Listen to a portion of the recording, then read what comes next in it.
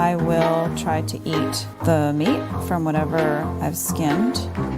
What's happening? What have I done?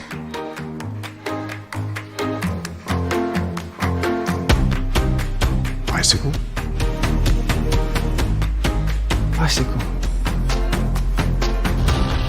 The future for me looks very bright and very interesting, actually. That's what I've been trying to tell you. 2 golden tickets to Cloud9, baby. You should get out of here. But I guess this is goodbye.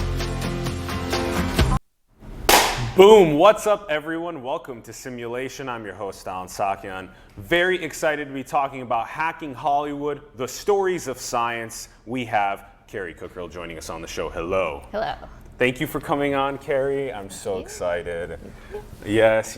You've been a huge inspiration to me and so many others. Raw Science TV and Raw Science Film Festival have been taking off. I've been so grateful to have been a part of it the last 2 years.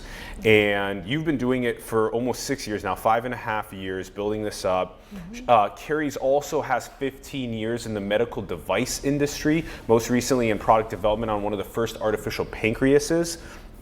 Keri's also a massive promoter of STEAM education globally, and she's currently building the first high-tech engineering university in Afghanistan with Digital Citizen Fund. And a fun fact, she was also a professional ballet dancer for 3 years.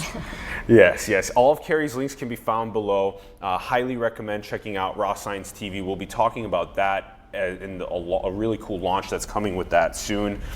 Keri, let's start things off with this big history perspective. We find ourselves as stewards of Earth. What is your current take on the state of humanity?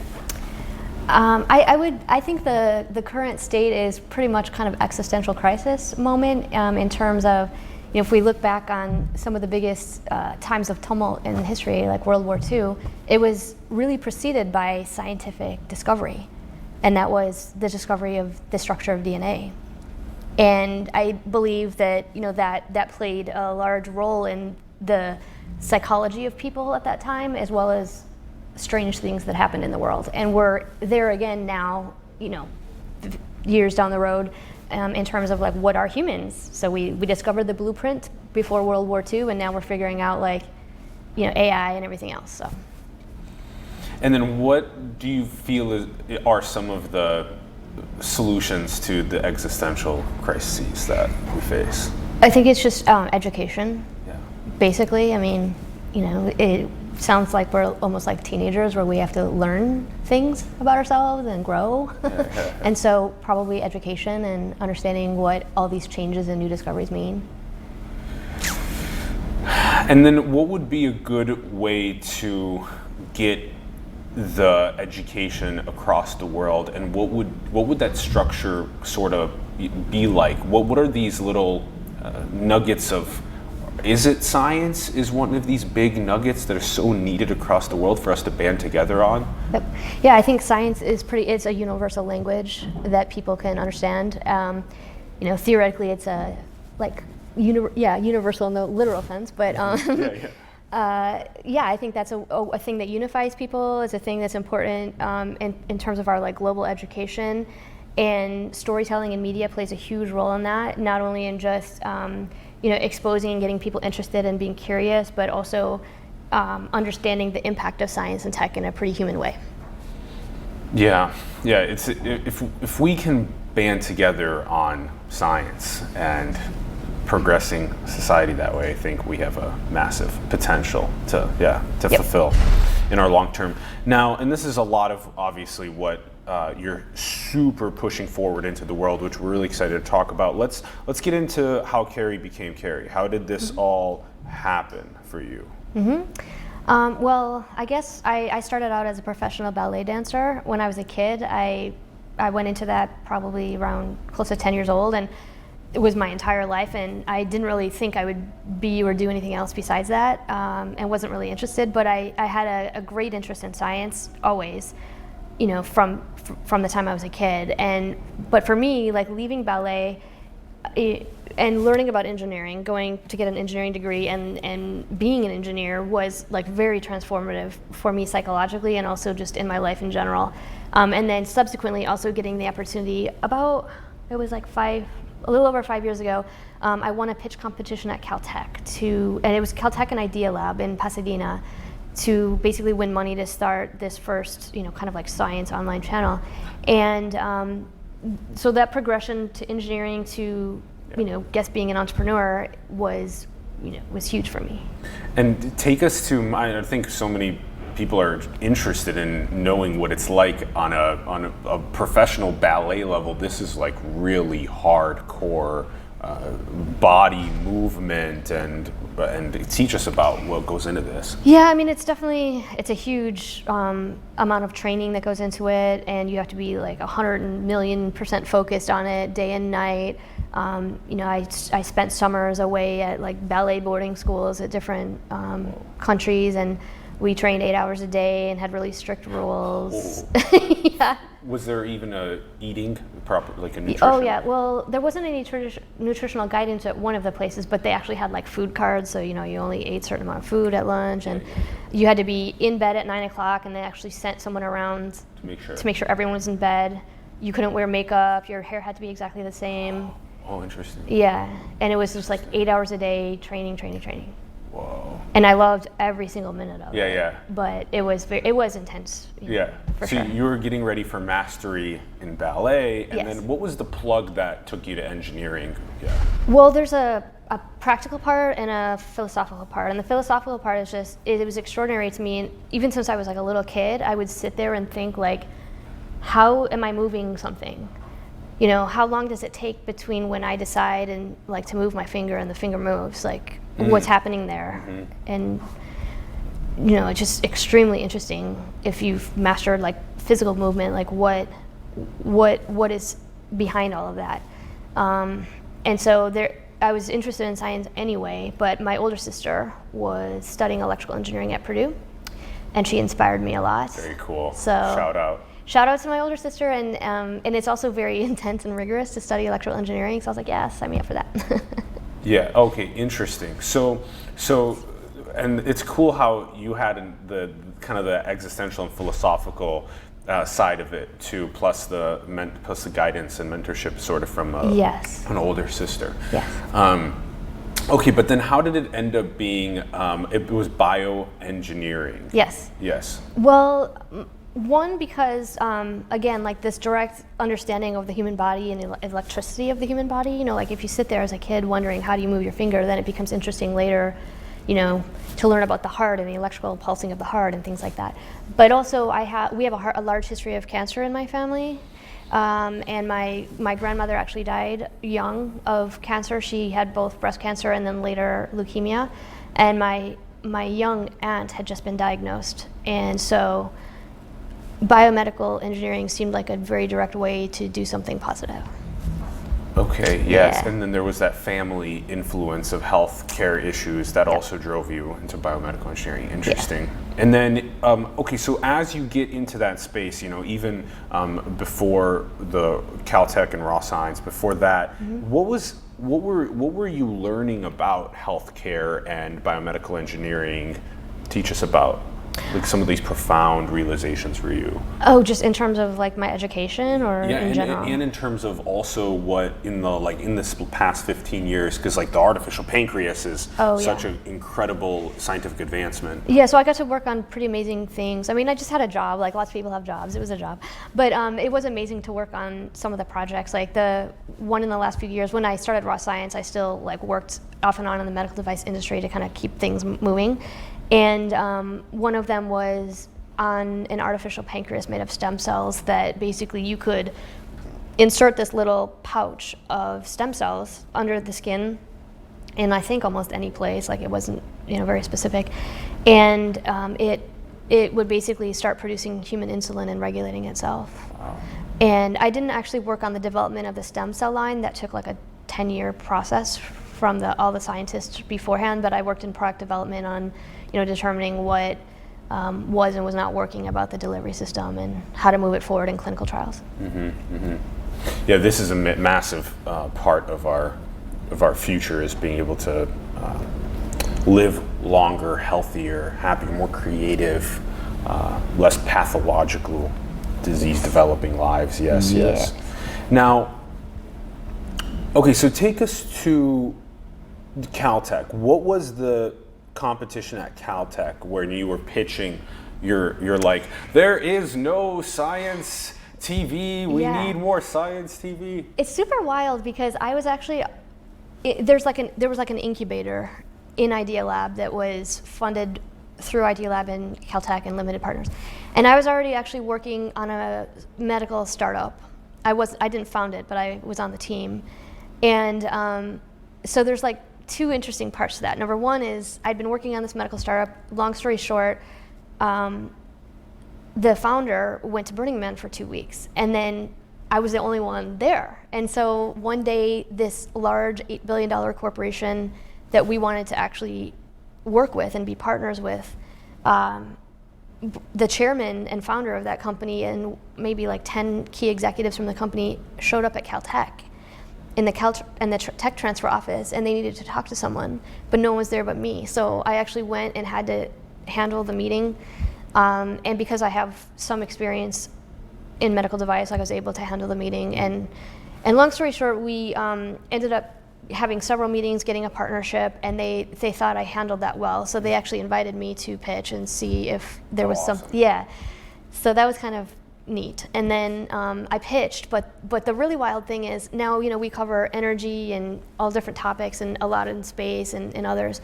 And we want to do things related to distributing media, in space. And the founder of Idea Lab and I had no idea that this was the case, and I had not even met him before, but over a decade before, he actually created the .tv domain. And he had the goal of later creating the first online entertainment channel that also integrated into space and the moon. And I literally had no idea, and we won. So, because those elements were all integrated into it. In fact, people weren't really using .tv at the time at all. And because I think there were many limited partners that had to be pitched to, but I think that probably also swayed their minds. Yeah, Ronnie is a fried chicken.tv himself as well. Nice.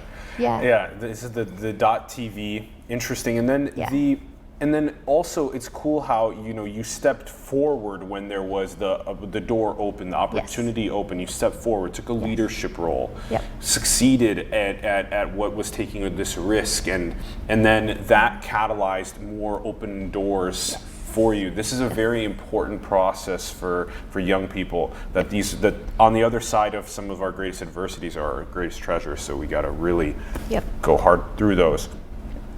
And then also, as you're going through the process of doing the pitching and you're getting raw science set up, you're also doing this from a perspective of science communication. The importance of I want to hit on this. Like I want to ring this bell a bunch of times because we have a really good image here too for this. But this is like Einstein was like a public intellectual. Yes. And he went even with Charlie Chaplin and was going around in science communication, art, right? And what has happened? Why is this not around anymore to the extent that why are we not celebrating the scientists and having them speak and inspire more? I don't know why we're not. I grew up in Indiana, and I love my people in Indiana, but it is the home of the KKK. I don't know if people are aware of this, but that is where the KKK developed. And it's easy to see when you grow up in places where scientific thought might not be leading that there's a problem. So I don't know why we're not celebrating it right now, but it was obvious to me that we're not, and it's been that way for a long time. It's not new. At least, in my lifetime, it's not new. So there is definitely a desire to change that part of our culture for a long time. And I, for fun, would just go around and film things, on my own. I would spend that's how I funded before the channel, which I'm sure you're familiar with doing. Like I would spend all of my money in my vacation time going around the world. I met with Stephen Hawking. I met with the head of space research in Russia. For 8 years, I would just do that because I'm intensely curious about things. But it was very important to me to develop something that could be a vehicle for changing that part of our culture. And it had to go through like Hollywood because there's no, we had to bust through Hollywood to do that. Yeah. We will have to. It's just, that's the only way. Yeah, well, that's one of the ways. There's this too. This is very grassroots, like simulation. Like this is very grassroots. Like we're not getting into the Academy Awards, and whatnot with this. Yeah. There's many ways, but as we were talking about earlier, the grassroots parts can be some of the most important and influential aspect to all of it. And I can give the stats on that. But we often think, well, actually, with the change in media and really the advent of the internet, it has changed the landscape of media altogether. And so, up until the time of the internet, it would cost maybe $100 million to create a national broadcast channel. And to do a local one on a city level would cost around $10 million. Yeah. And now any of us can do that, and it's critical that we do. And so people often think lately, oh, we don't care about truth, we don't care about science or fact. That's not true.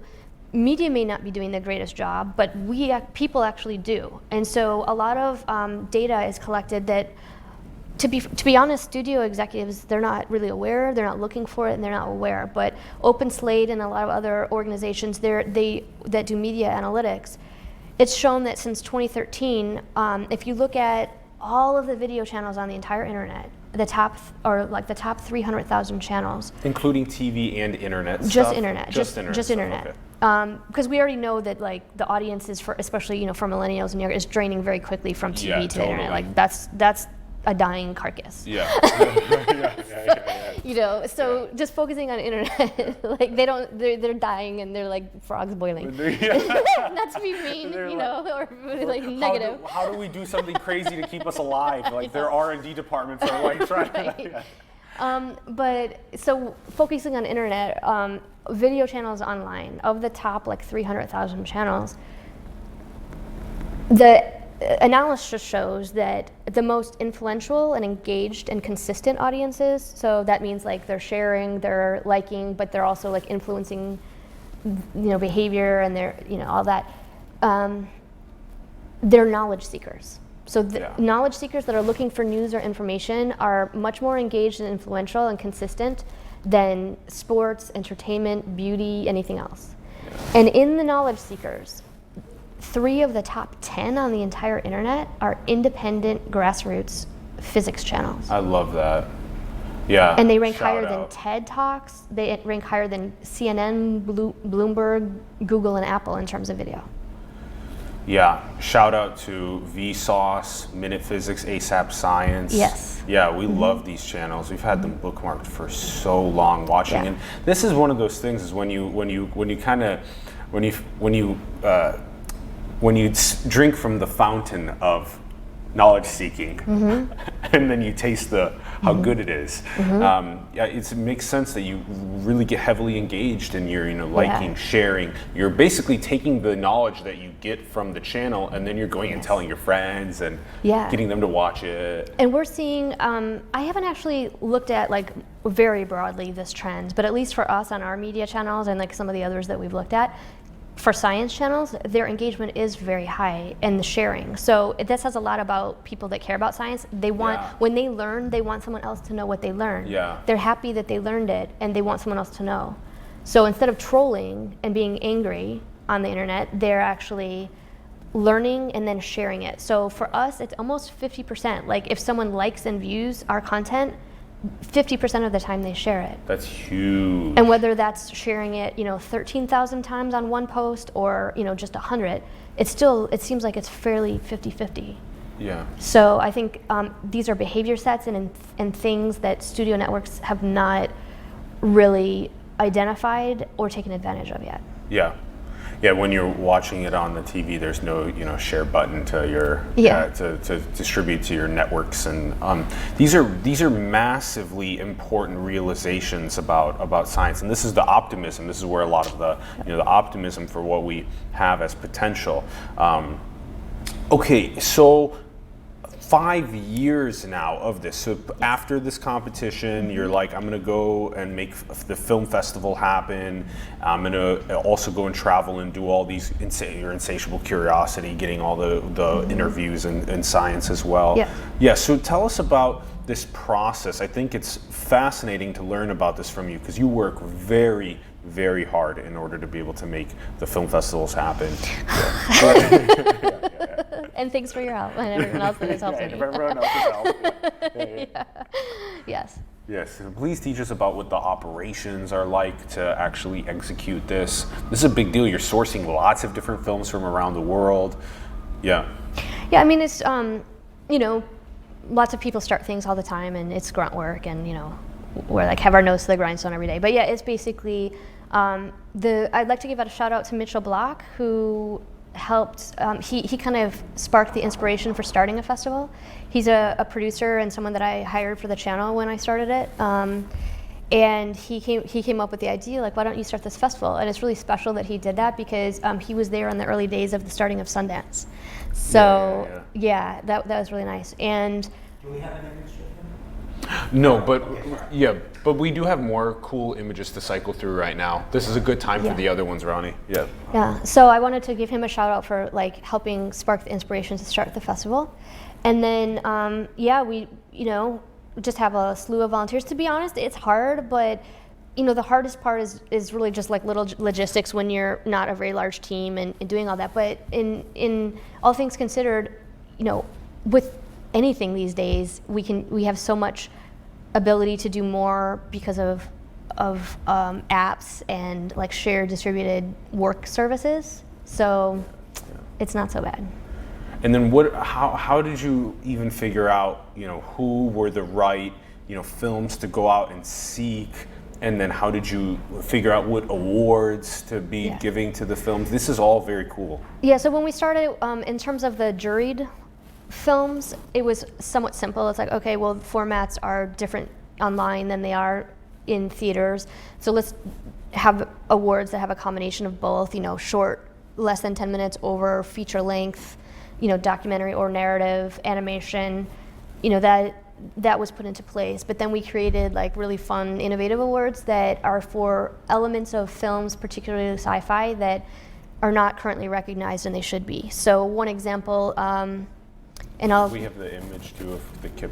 Yeah, I'll start with, actually maybe I should first explain about this image and the next in terms of the Academy. Okay. Yeah, and then we'll go back to that topic because of. Okay. Yeah, is that okay? Good. Yeah. Okay, so we'll discuss that award in a second. But so this is United Artists Theater. This past January, we just had our festival there in LA. It was our 5th year, and it takes 5 years to be an Academy qualifying festival. And then you go through the formal process of being approved, which means in the future, if we get that approval, then we will be qualifiers for the Academy Awards. And if someone wins an award at our event, then it can be nominated for an Oscar. Yeah. And that was a really important part of keeping science and science media elevated year after year after year. Yep. And so it was really special that we had it in this theater as our qualifying year, because the next image is the United Artists Theater back in the day. Yeah. It was that theater was created by Mary Pickford, Charlie Chaplin, and several others that were key founding members of the Academy of Motion Pictures of Arts and Sciences, which is behind the Academy Awards. And it's kind of a beautiful thing because that's arts and sciences. They are focused on the technology that enables us to tell stories, and they created that theater. So it was like super poignant and sweet for us to be there that year. So then getting back to the awards, I think KIP is the next one, right? KIP is, KIP so is this is an example, and this was like a really special moment for us, because actually there are 2 awards represented in that picture. On the left is Kip Thorne, the famous astrophysicist and also filmmaker. He's behind Interstellar and other things. We have an award in his name, the Kip Thorne Gravity Award for Best Depiction of a Scientific Principle.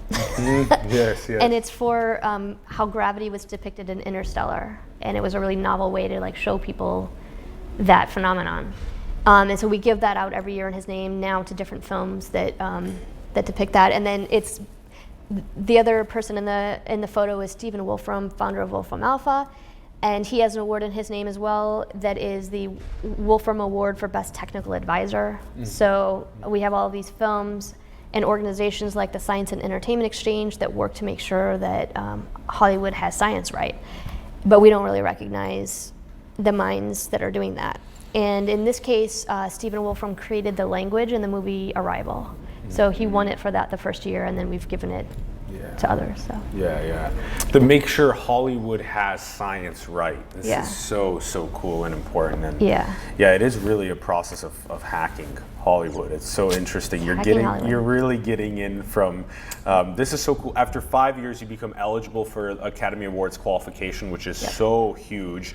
That's elevating it, taking it up to the next stage. And I love these, like Kip Thorne's Gravity Award for Best Depiction of Scientific Principle. These are very interesting ways to get people to think about, how do I embed scientific principles into film? Yes, and before that one, we've also created like workshops so that scientists and people in the entertainment industry can collaborate, and they can learn what are the challenges and how one would go about to tell their story.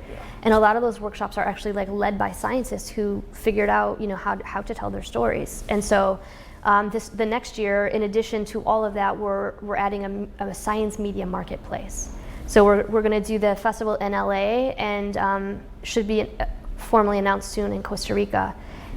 So we'll start in LA and fly to Costa Rica. And the idea is to create an international marketplace, just like you'd see in the Cannes Film Festival or Venice or Berlin, where they have marketplaces, but specific to science media, whether it's documentary, animation, anything where people can buy and sell their media and services.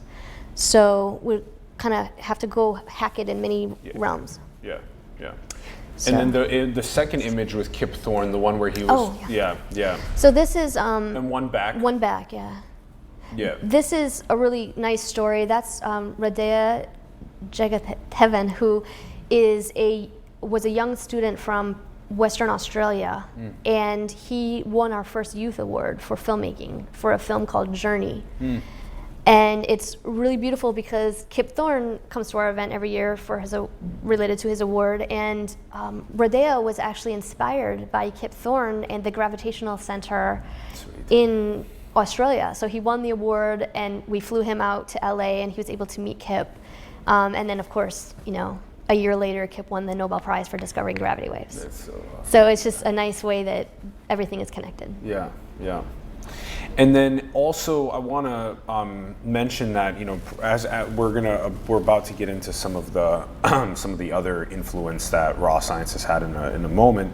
I want to mention some of the profound films that have actually been have went through the Raw Science Film Festival, and specifically over the last 2 years, in the first year you had Internet's own boy, Aaron Schwartz, and teach us about that one. Yeah, that our first year, that was one of the winners, and that is a documentary film that our mission is to tell the stories of science and engage people, and that story is a really important one about open source data and information. And Aaron Schwartz was an advocate of those things, and he had hacked an academic publication organization out of, I think it was MIT, and he downloaded many scientific journals, and he ended up being having many felony counts against him, and was facing 35 years in prison or millions of dollars worth of fines. So he sadly eventually committed suicide, I think at like 26, and the film chronicles all of that. But it's a really poignant and important story about open source data. And now, 5 years later, Europe is creating the open cloud. Yeah, that's very interesting. And it's interesting because the internet came about originally with CERN, and the scientists that were collaborating around the world at all these different places to share their information and data, for the discoveries related to CERN. And so 5 years later, it's pretty cool that they're opening their science. We've had a lot of conversations about open notebook science on the show, and I'm really looking forward to what this next iteration is of collaborative science, pushing the edge of knowledge, making it relatable through film and through other multimedia content to the general public, to get them engaged and inspired. The other really powerful ones, the last two years that I've attended, I've gotten to see Unrest on chronic fatigue syndrome, which is very interesting, and then Burden of Genius, which I don't think any other scientific film has even maybe necessarily made as profound of a impact on my life. Unrest is really crazy when you actually get behind the eyes of humans that experience chronic fatigue syndrome and what they actually go through. Yeah. And on Burden of Genius, very similarly, you're trying to get behind the eyes of people like Dr. Thomas Starzl, father of organ transplantation, and the amount of work that goes into innovation when you're Copernicus, basically, and you're saying we can do this. This is the truth. We know we can do this. People are, you can't do it. You're gonna kill people, etc. And Wright brothers. But there's just these have happened throughout history. These people that have taken a big burden. Yep. Yeah, and I think that was really profound. I was crying. Yes, I can actually share information about original content we're creating that relates to the director of Burden of Genius, Chartis.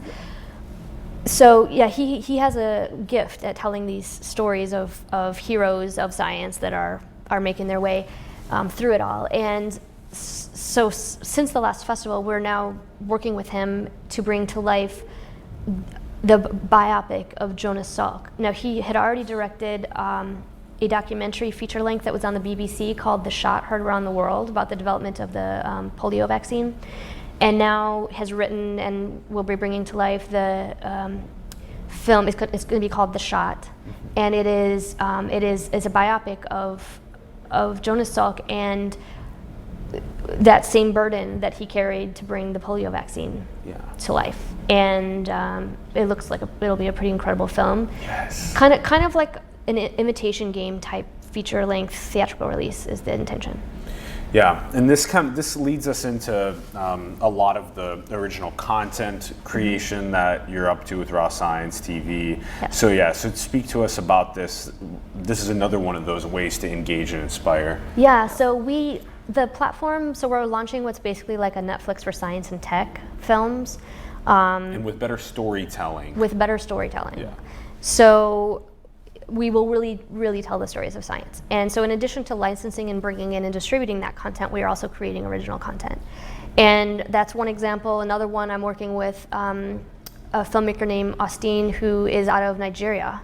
He's a comic who wrote something called Under the Sun. And it's a geopolitical sci-fi thriller about an island. It's based off a real-life island off the coast of Tanzania where people that have albinism are living, because right now across the continent, albino people are hunted, for their limbs and their lives, because people believe there is voodoo magic about them.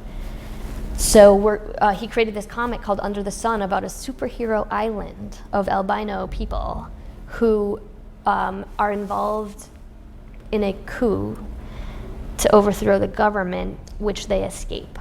And it's very lighthearted. No, I'm just kidding. It's like in the theme. It's like in the line, along the lines of Beasts of No Nation kind of film. And we will be bringing that to life as well.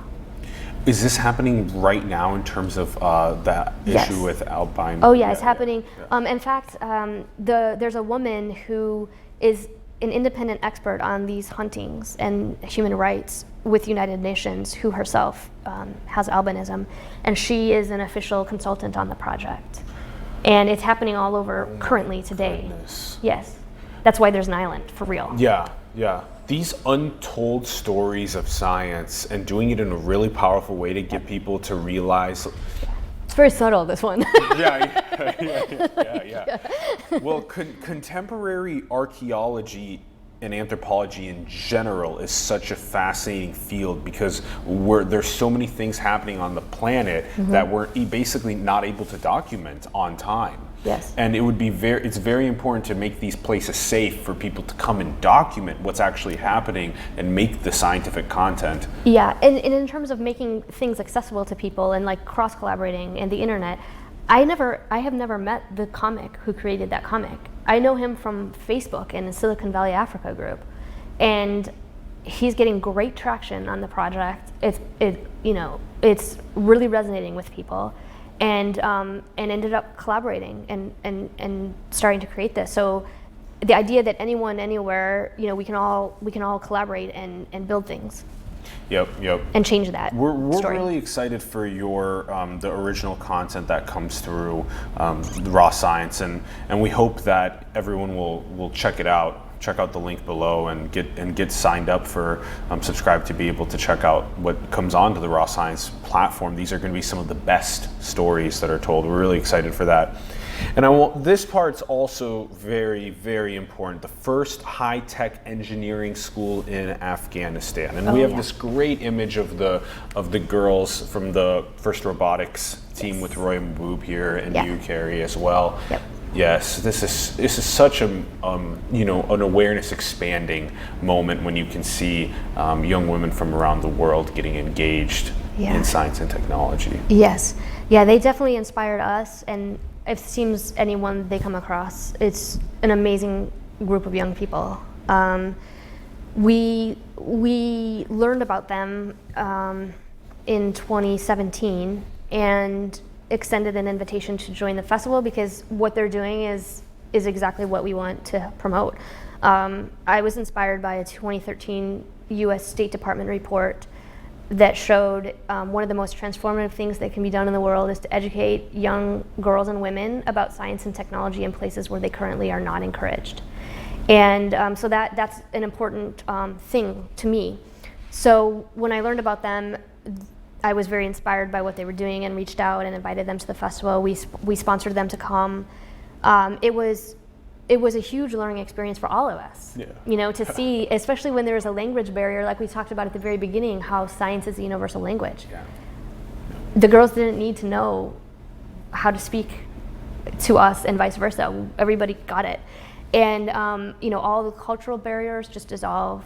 They kept their culture, we kept our culture, but everybody was able to, appreciate and interact and do positive things as a result of that. So since then, we have partnered with Digital Citizens Fund that's run by Roya Maboob, and that's an incredible organization, and she is incredible as well. And we are working with the government of Afghanistan to build the first high-tech university in Afghanistan. So that's pretty exciting. And that's an engineering focus and also entrepreneurship too? It's engineering and entrepreneurship, and one of the visions is that instead of where no offense to the organizations that focus on coding or one specific thing, the idea is to really have a very broad yet specific focus on things like new technologies that will be the economies of the future. Yes. Blockchain, robotics, AI, and focus on very early, identify and inspire talented students early, and then also bring in the arts and element of STEAM into it as well. Yeah, especially for storytelling. Yeah. Yeah, so I know there's the Afghan Girls Robot team. They also have an animation team. They have all different talents and things they're cultivating, and it's very inspiring. Yeah, this is the type of stuff that gets me to realize that we can have pockets of young people around the world that are then having this universal language of science and and media too. I mean, I have to admit I was ignorant of Afghan culture and of Afghan people. I don't think I knew any Afghan people or Afghan Americans, and we only see certain things from the news or from media. And it was hugely important and illuminating to meet people to face and step outside of those things. And we noticed that a lot of the feedback that we got after the team came, and it was very celebratory. Everyone was so positive. The feedback we got online regarding that was really incredible. And educated, smart people were like, hey, we didn't really realize this before, and it has made us realize that the people in Afghanistan are our brothers and sisters, and we share the same dreams. We all want similar things, it's really nice. One definitely needs a pendulum swing into the direction of melting pot culture, metropolitan culture, where you see people of all different walks of life from all different places of the world, and how the peace and dignity and happiness and prosperity, they're such similar passions. Ron does a good amount of work with Afghan TV himself. Oh, really? Yeah. I didn't know that. Yeah. So He's like, yeah, I do, yeah. So he's also been passing along some of the good cultural vibes to. Yeah, we captured Sadiq Shabab and San Leandro. He's a superstar in Afghanistan. We had a concert there that we did our best. We were within budget. And there was there's 500 people, their families, the young, like young boys and girls with their parents and their grandparents are all attending. You know what I mean? So you see a completely different aspect. Like where do you see, Americans going with their parents and grandparents to like an event? To go and hang out together and dance and sing and yeah. So it was a very profound awakening in that sense. Now, okay, a couple thoughts on the way out. I wanna hear your thoughts about this on a large scale perspective. It seems as though, with 8 billion humans and exponential technology, you gave some of these focuses of blockchain and robotics and AI and inspiring that around the world in these pockets. Would you say that then is probably some of these main focuses for young people as we go into, Yeah, I mean, it's great timing. Yesterday was the 500th year anniversary of Leonardo da Vinci's birth. Okay. And Leonardo da Vinci was an illegitimate child who was not allowed to go to school. And hence it's like we all face adversity, as you said, and it's a curse but a blessing. So Leonardo da Vinci, because he was not allowed to go to school and he was not accepted in the regular professions that a person might have, he was allowed to explore everything he wanted, every curiosity that he had. He was allowed to indulge and explore. And he had the patronage of Lorenzo de' Medici, which was one of the reasons why he could do this? Yes, exactly. Yeah, I mean, he definitely had some help. But he was actually unable to go to school. That's why as a young person. He was illegitimate. Illegitimate. And what's that mean for when someone is like? He was born out of wedlock. Oh, born out of wedlock. Yeah. And then they don't let you go to school? Yeah, it's weird. And then, we see many, I actually gave a talk about this in Dublin 2 years ago, but, Steve Jobs is the same thing. He was not illegitimate, but he was an orphaned child who was adopted. And we see genius everywhere, but there are a lot of people around the world that are not allowed to express it or investigate it. And so, yes, that is a big goal and long-term picture, is that the principles of science and the love of it can be something that anyone who wants to can indulge. And right now, in a lot of places in the world, like when a student learns about science, it's to save their life. It shouldn't be to save their life. It should be driven by curiosity and awe. The genius is in the creative potential of all the minds on the planet, and it's just the unlocking algorithm comes from the basic needs being met, and then the flourishing of the full creative potential of the seed, and we see that happening, like you said, around the world in so many different circumstances. Yeah. This is super fun, Keri. I want to ask you a couple questions that we ask on the show. Okay. Our first question is, are we alone in the cosmos? I definitely think we are not alone in the cosmos.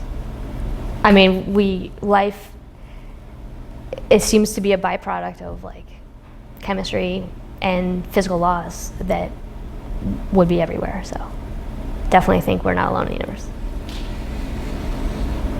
And what do you think exists outside the 3D reality that we live in here? Outside the 3D reality? I don't know. Is that the simulation question? What